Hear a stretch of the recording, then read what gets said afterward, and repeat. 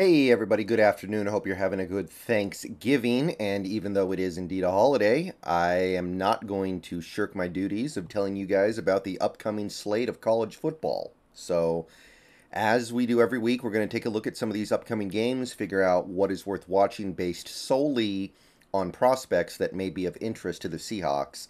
And given that it is Thanksgiving week, we actually have a pretty full slate on Friday as well as Saturday. So, knocking it out now, partially because there's actually a pretty interesting game in about half an hour here that I want to briefly mention, although I'm sure you guys are doing things far more important than this. But let's go ahead and start with 4 p.m. Like I said, about a half hour from now on ESPN, we're going to have Mississippi State playing Ole Miss.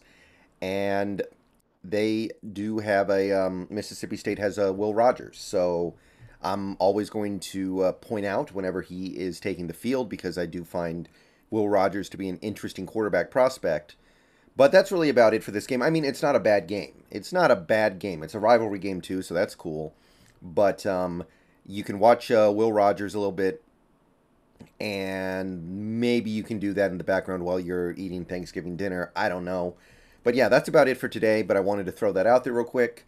We do have a few good games tomorrow. A lot of games being played, actually, and I found four of particular interest to Seahawks fans, I believe. Starting very early, 9 a.m. So 9 a.m. Friday, tomorrow, ABC, we have Tulane versus Cincinnati. Both teams are ranked. This is supposed to be a very good game.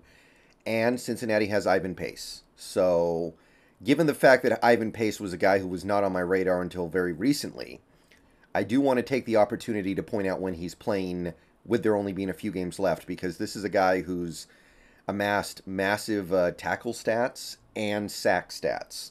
So you look at him and you go, could he be what Micah Parsons is in the NFL? Probably not that good, but could he do some of the same things where he's playing linebacker on some downs and basically moving to defensive end on other downs? Maybe.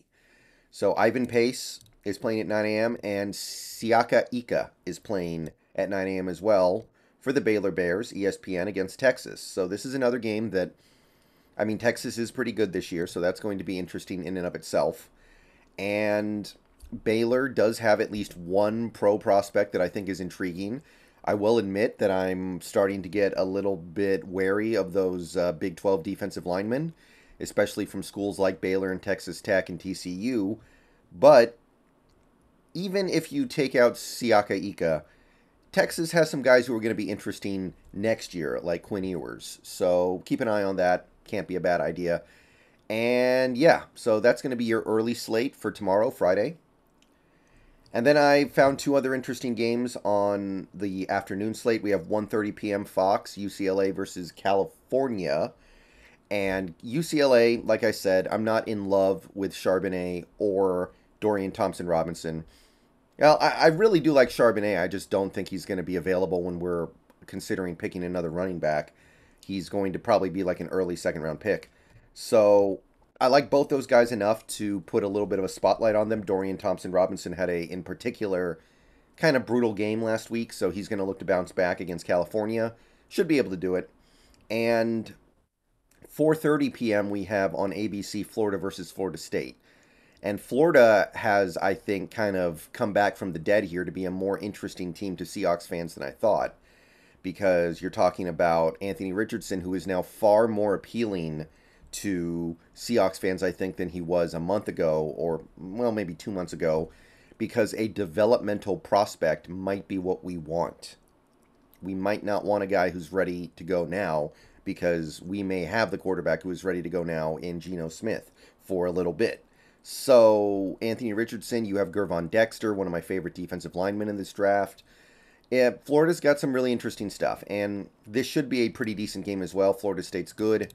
So that would be my Friday slate, recommended viewing, and that takes us into Saturday. All right. Found some interesting stuff here. 9 a.m. we got Fox, Michigan versus Ohio State, big one. And 9 a.m. ABC, South Carolina versus Clemson. Not as big a one, but Ohio State is loaded with interesting prospects. C.J. Stroud, Zach Harrison. I like their kicker. I believe his name is Ruggles. Michigan has Oluwatimi. Actually, I think both kickers in this game are good pro prospects. You have Jake Moody and Oluwatimi on Michigan. So very interesting game here. On ABC, you have Clemson. And Clemson, I'm pretty much always going to recommend watching Clemson whenever they're on TV because those defensive studs they have, Breeze, Miles Murphy, Trenton Simpson, Davis, those guys, so intriguing, so appealing, and in my opinion, very likely to end up as Seahawks at some point. So I highly recommend all Clemson games just for that. And South Carolina, look, hey, maybe this is Spencer Rattler's final chance, right? Like he had a monster game last week against Tennessee. If he can keep it up, hey, maybe it's not too late. So South Carolina actually has a defensive tackle who I like as well. Hold on. Yeah, it's a Pickens. So there's a little bit going on here. I don't mind it. Definitely worth your attention if you have the time. 12:30 p.m. on CBS, Auburn versus Alabama. Pretty interesting game this year. Alabama's not as dominant as usual, although you would certainly expect them to win this game. And look, Alabama, even though they're not having the best year, is loaded with intriguing guys. And after this weekend is over, we'll have a much better idea on if Will Anderson's actually on the table. So you could add him to the list as well. But you've got Bryce Young. You've got all these guys on the defensive line. Henry To'o.